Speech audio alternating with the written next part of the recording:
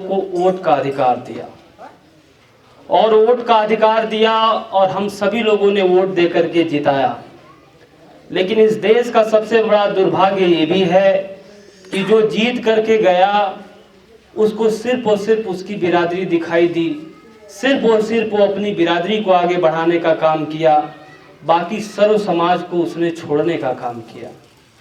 तो हम लोग एक ही बात कहते हैं कि आपकी अपनी पार्टी होने का फायदा ये है साहब कि उत्तर प्रदेश का बजट 3.5 लाख करोड़ का है और 3.5 लाख करोड़ का मालिक कौन बनता है? जिसको हम लोग वोट दे करके जिता करके भेजते हैं। और हम लोग इतने महान लोग हैं, आप जरा सोचो, अगर कोई आपको 1 करोड़ रुपया ला के दे और कहे कि ले जाके बांट दो, तो आप अपने नात रिश्तेदार में बांटोगे, बहुत ईमान वाले रहोगे, तब ले जाकर के किसी और बिरादरी में दोगे। यही तो नियम है। तो हम लोग का दुर्भाग्य ये है कि आप 25% की आबादी में रहते हो, हमारा निषाद समाज 18% की आबादी में रहता है। आप भाजपा को हराने के लिए वोट देते हो और उसको हिंदू बना के वोट लिया जाता है। वो लोग आकर के भाजपा वाले निषादों में कहते हैं कि सारे हिंदू एक हो जाओ, लेकिन वो हिंदू एक हो करके और 3.5 लाख करोड़ का मालिक योगी जी को बनाया है, जिसके समाज की आबादी मात्र 2.5-3% और 10 साल से हिंदुओं की सरकार चल रही है।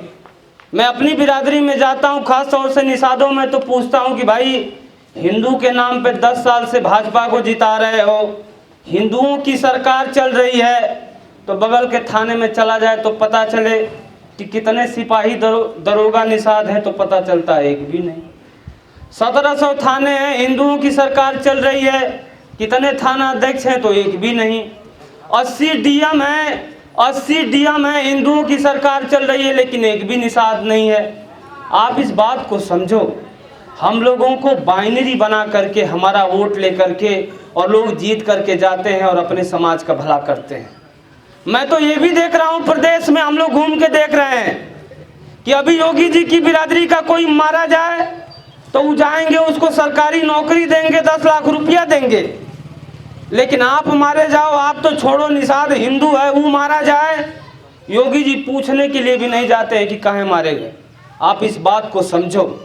तो हम लोगों ने, डॉक्टर साहब ने और हम लोगों ने मिल करके ये गठबंधन बनाया है और हम लोग ये बताने के लिए निकले हैं कि अगर इस प्रदेश में 7% वाला अपने समाज को इकट्ठा करके मुख्यमंत्री बना सकता है, अगर 2.5-3% वाला अपने समाज को इकट्ठा होकर के मुख्यमंत्री बना सकता है, तो आपकी आबादी 25% है। अगर आप मुख्यमंत्री बनने के लिए तैयार हो, तो मेरा निषाद समाज भी आपके साथ खड़ा होकर के आपको मुख्यमंत्री बनाने के लिए तैयार है। लेकिन मैं आपसे ये कहना चाहता हूं साहब कि दूसरे को हराना जिताना आप छोड़ो।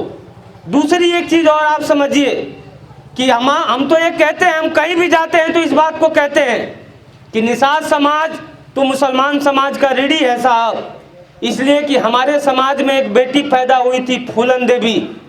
ये हिंदू के जो बड़का ठेकेदार बनते हैं, इन्हीं लोगों ने बांध करके 21 दिन उसकी आबरू को लूटने का काम किया था। किसी ने उसकी मदद नहीं की, किसी ने उसकी मदद करने का काम किया, तो यही मुसलमान समाज के लोगों ने उसकी मदद करने का काम किया। तो हम इस बात को तो कहते हैं साहब कि हमारा समाज तो रीढ़ी है, और हम तो अपने समाज में ये भी जाकर के कहते हैं कि मुसलमान समाज एक ऐसा समाज है जो प्रदेश में हिंदुओं में कोई बड़ा ओबीसी में नेता बना है, तो उसे नेता बनाने वाला कोई समाज तो यही मुसलमान समाज के लोग हैं। इसलिए कि बसपा की सरकार बनी, अगर आप उसको वोट देते तो उनकी हैसियत नहीं है कि उनकी सरकार बन जाए। आज सपा की सरकार है, अगर आप उनको वोट न दे तो उनकी हैसियत नहीं है कि उनकी सरकार बन जाए। अभी चंद्रशेखर रावण जीत करके गया, वहाँ मुसलमानों ने एक मुश्त होकर के उसको नेता बनाने का काम किया। तो साहब आपने तो सबकी मदद की है, तो हम लोग ये चाहते हैं कि हम लोग मिल करके, अभी से हम लोग गांव-गांव जा रहे हैं। आपके इस विधानसभा में कल मैंने निषाद समाज में भी कार्यक्रम लगाया है, जहां डॉक्टर साहब जाएंगे, हम दोनों भाई एक साथ मिल करके जाएंगे।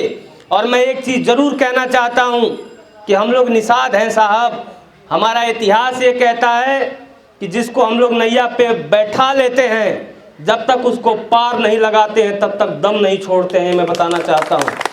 तो आप लोग इस चीज़ को समझिए और हम लोगों ने ये जो गठबंधन बनाया है साहब, दूसरे को जिताना हराना बंद करके आप कब जीतोगे, आप कब मुख्यमंत्री बनोगे, आप इस पे विचार करिए।